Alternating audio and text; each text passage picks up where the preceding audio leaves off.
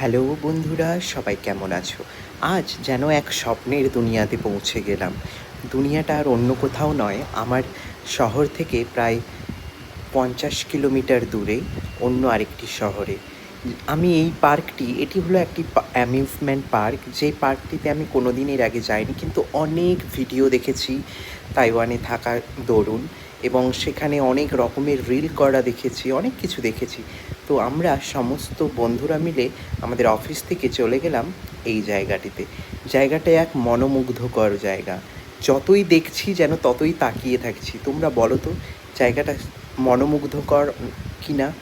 আর পুরো স্টাইলটা হচ্ছে অনেকটা টেম্পেল, মসজিদ বলো, মন্দির বলো, অনেকটা ওই ধাঁচে বানানো।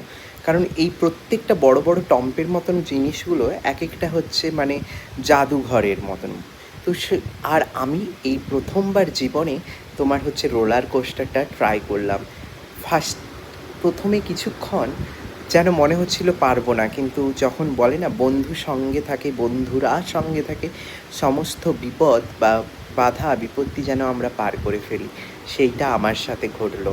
আজকে অনেক দিন পর আবার ভয়েস ওভার দিলাম। তো কেমন লাগলো আমার এই ভয়েস ওভারটা তোমরা আমাকে জানিও।